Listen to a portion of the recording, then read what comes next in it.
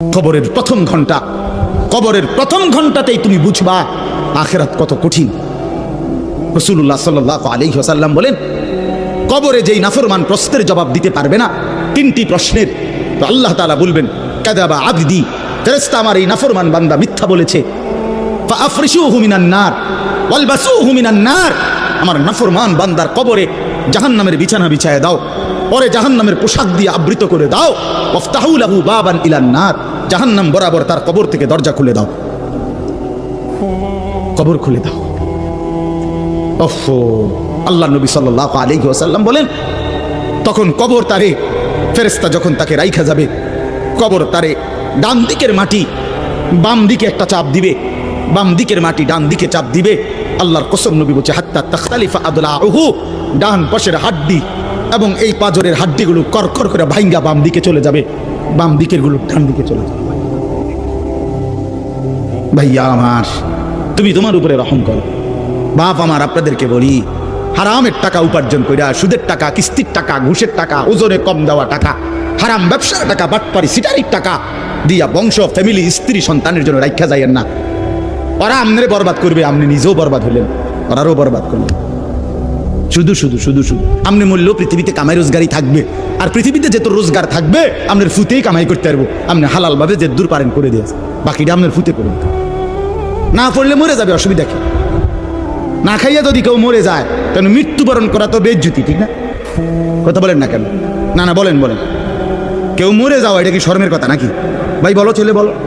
আরে ছি ছি ছি ছি, ওটা মরে গেল, কেমন শরমের কথা এটা? এমন এটা কথা হইলো কোনো? তো মরলে কিছে, মনে করেন না খাইয়া মরেই গেছে, তো মরলে কিছে, মরণ কি শরমের কিছু? তো বাপ দাদা 14 গোষ্ঠী মরছে, তো আমি মরলে সুবি? আহা, এজন্য বন্ধু আল্লাহ তাআলা বলছেন, ওয়ালাউ তারা ইযিয যালিমুন, এই শোনেন বন্ধু, আপনি যদি একটা নজর দেখতেন, আমরা তাফসীরে কিতাবে পড়ছি, আত-তাযকিরা, ইমাম কুরতুবী রাহমাতুল্লাহর কিতাব আত-তাযকিরা ফি আহওয়ালিল মাউতা ফিল আখিরা, অনেক সুন্দর কিতাব, বাংলা অনুবাদ হয়েছে মৃত্যুর ওপারে। ইমাম কুরতুবীর খুব সুন্দর, অনুবাদটাও অসাধারণ। এই বইতে আছে, ইব্রাহিম আলাইহিস সালাম একবার আজরাইলকে বলছিল, মালাকুল মউত আজরাইল, নাফরমানের জান কবজ করবার সময় তুমি যেই চেহারাটা হয় তোমার, ওটা আমার একটু দেখাও। মালাকুল মউত আজরাইল বলছিল, হে আল্লাহর নবী, কসম আপনি এটা দেখতে চাইেন না, আপনি সহ্য করতে পারতেন। ইব্রাহিম আলাইহিস সালাম বলেন, না আজরাইল, আমি এটা দেখুমই, তুমি আমারে দেখাও একটা নজর। মালাকুল মউত আজরাইল কোন পাপী ব্যক্তির জান কবজের সময় যে বিভৎস কুৎসিত আকৃতি ধারণ করে, আল্লাহর কসম ওই আকৃতি যখন ধারণ করছেন ইব্রাহিমের সামনে, ইব্রাহিম নবী সাল্লাল্লাহু আলাইহি সাল্লাম একটা চিৎকার মাইরা বেহুশ হয়ে গেছে। লম্বা সময় পরে যখন হুঁশ আসছে, তো আমি নিজে পড়ছি কিতাবে, আরবি কিতাবে, ইব্রাহিম আলাইহিস সালাম আল্লাহকে বলছে, আল্লাহ আপনার জাতের কসম মাওলা, কোন নাফরমান পাপী তার কবরের আযাব, আখিরাতের আযাব, জাহান্নামের আযাব কিছুই লাগবে না, শুধু মালাকুল মউত আজরাইলের এই বিভৎস দৃশ্য যদি সে একবার দেখে, তো তার 60 বছরের নাফরমানির শাস্তির জন্য এটাই যথেষ্ট। হ্যাঁ, আখরিজু আনফুসাকুম, এখানেও আল্লাহ তাআলা এই কথাটা বলছে, ফালাউলা কাল্লা ইদা বালাগাতিত তারাকিয়া, আল্লাহ তাআলা বলেন, কখনোই না বান্দা, অর্থাৎ কোনোভাবেই থামাইতে পারবে না, ইদা বালাগাতিত তারাকিয়া, প্রাণ যখন, রূহ যখন কলিজা থেকে ছিঁড়ে ফেরেশতা মালাকুল মউত টান মারবে, যখন কণ্ঠনালীতে পৌঁছে যাবে, তখন আর কোনো নাফরমান, কোনো তওবা, কোনো ইস্তিগফার, কোনো চিৎকার, কোনো ঝাড়, কোনো ফুক, কোনো ডাক্তার, কোনো কবিরাজ, কোনো বৈদ্য, কোনো কিছু দিয়েই আর নিজেকে ফেরাইতে পারবে না।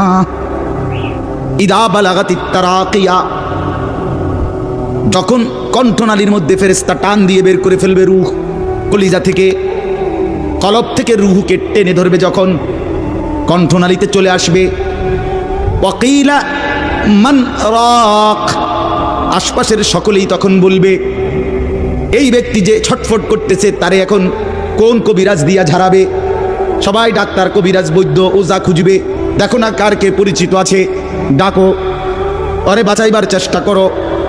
ওয়ান্না আন্নাহুল ফিরাক, আল্লাহ বলে কিন্তু ওই ব্যক্তি ঠিকই বুঝে ফেলেছে আজকে তাকে নিশ্চিত এই পৃথিবী থেকে বিচ্ছিন্ন হতে হবে। আত্মীয় স্বজন তারা যদিও ডাক্তার কবিরাজের জন্য চিল্লাচিল্লি করছে, কিন্তু লোকটা নিজেই বুঝে ফেলবে আন্নাহুল ফিরাক, তাকে এখন এই দুনিয়ার মায়া থেকে বিচ্ছিন্ন হইতেই হবে। কারণ মালাকুল মউত তো রূহটা ছিঁড়া ফেলছে, কলিজা থেকে টান দিয়া ফেলছে, আর তো ফেরত যাবে না, আর তো ফেরত যাবে না। ইন্নাল্লাহা ইয়াকবালু তাওবাতাল আবদি মা লাম ইউগারগির।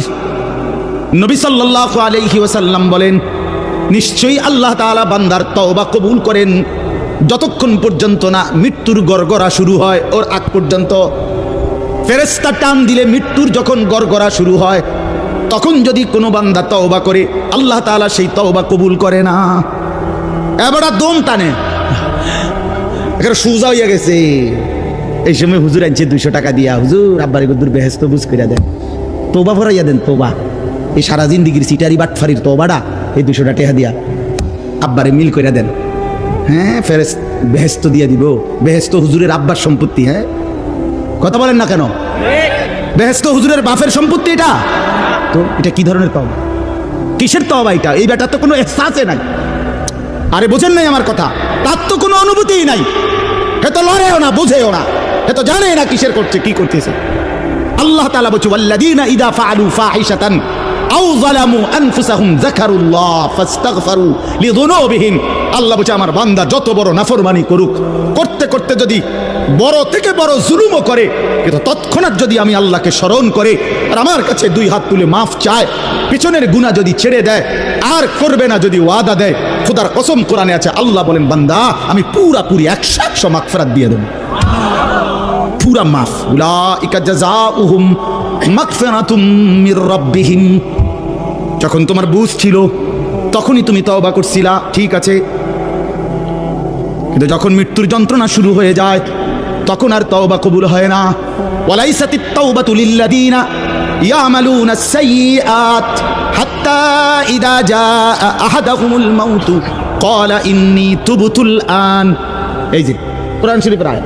আল্লাহ বলেন ওই ব্যক্তির তওবা নয়, পুরা জিন্দেগি নাফরমানি করেছিল, অতঃপর যখন মৃত্যুর সময় আসলো আজরাইল উপস্থিত হলো, এখন বলতেছে আমি আল্লাহ এখন তওবা করলাম। আল্লাহ বলে না বান্দা, এমন তওবা হবে না। তাহলে তওবা করবেন কখন? এখন। কখন বাবা? এখন, এখন, আজ। দিমাগ আছে যখন, আকল আছে যখন, বুঝ আছে যখন। আল্লাহ আমাদেরকে বুঝার তৌফিক দান করেন। ওয়ালতাফাতিস সাকু বিসাক। আল্লাহ বলেন নাফরমান তখন ভয়ে আর আতঙ্কে মালাকুল মউতটাকে টেনে বের করছে। আজরাইল এসে সামনে দাঁড়ানোর সাথে সাথে নাফরমান এই পরিমাণ ভয় পেয়ে গেছে। ওয়ালতাফাতিস সাকু বিসাক, 2টা পায়ের গোসা, মানে পায়ের গোসা বোঝেন না, গোড়ালি নিচের অংশ আর কি, জুতা পরি আমরা যেটা, এই গোসা। আল্লাহ বলেন এক গোসার সাথে আরেক গোসা, মানে 2 পাও এইভাবে মিল্লা গেছে। এটা যে একটু নড়াবে, একটু একটার উপর একটা উঠাবে অথবা কদ্দুর সরাবে, ভয়ে আতঙ্কে আল্লাহ বলেন নাফরমান এটাও ভুলে যাও। পাওটা নাড়াবার ক্ষমতাও হবে না। ইলা রাব্বিকা ইয়াউমা ইদিনিল মাসাক। আল্লাহ তাআলা বলেন এই অবস্থাতেই আমি আল্লাহর কাছে ফিরতে হবে, ফিরতে হবে। মৃত্যুর ভীষণ বড় যন্ত্রণা হবে। অর্থাৎ এখানে ফেরেশতা প্রথম তো টান দিবে, ফুলের মতো ছিঁড়া ফেলবে। ফুল যেভাবে গাছ থেকে ছিঁড়ে ফেলে, কলিজা থেকে রূহ তো ছিঁড়ে ফেলবে, কণ্ঠনালীর কাছে আটকায় যাবে। তখন সে বারবার চেষ্টা করবে নিজের রূহ ফেরত নিতে, কিন্তু ফেরত নিতে পারবে না। আল্লাহ তাআলা বলেন মৃত্যুর মারাত্মক সাকরাতুল মউত তখন শুরু হবে, ভীষণ যন্ত্রণায় শরীর পাওটাও নাড়াইতে পারবে না। এই অবস্থাতেই, এই জোরাজুরি টানাটানি অবস্থার মধ্যে তাকে আল্লাহর কাছে ফিরতে হবে। এবার আল্লাহ শেষ কথা বলে, এবার শুনো বান্দা, এই নাফরমানের মৃত্যু যন্ত্রণা এতটা ভয়ানক কেন হলো এই লোকটার?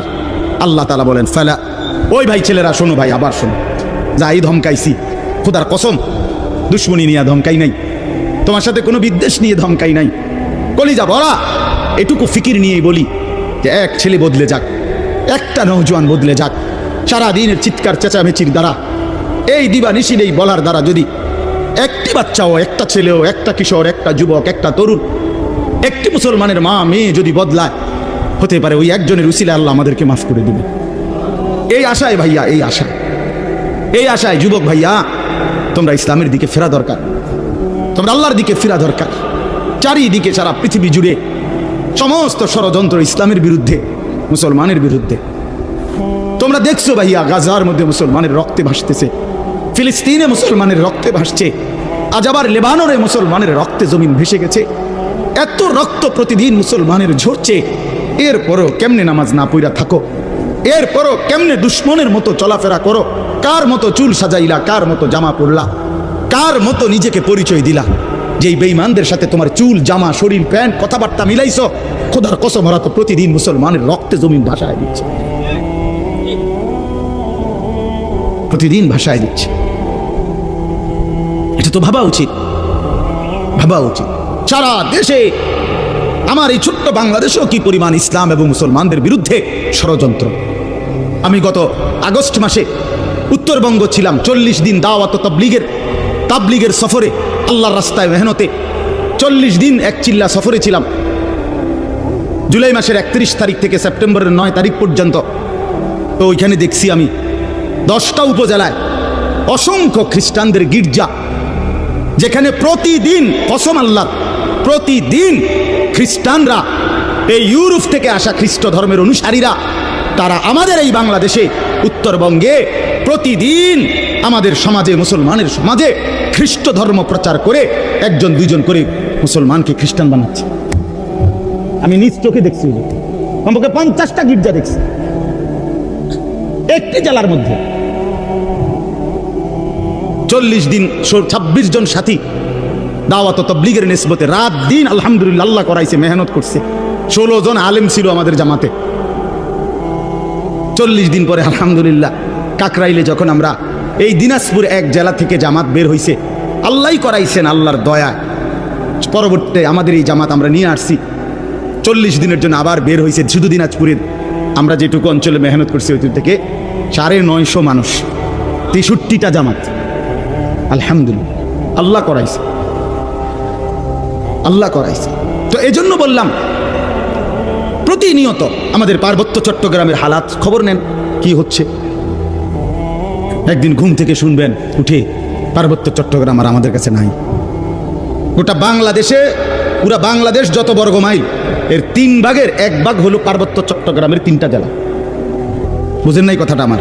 সারা বাংলাদেশের আয়তন যে দূর, ওইটা যদি 3 ভাগ করে, শুধু 3 জেলা, রাঙ্গামাটি, খাগড়াছড়ি, বান্দরবন, পার্বত্য চট্টগ্রামের এই 3 জেলাই 1/3 বাংলাদেশে।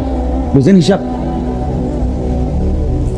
হ্যাঁ, পুরা উত্তরবঙ্গ প্রতিদিন কাফের কাদিয়ানি, প্রত্যেক দিন তারা মুসলমানদেরকে কাদিয়ানিতে বানানোর জন্য তাদের কার্যক্রম করছে।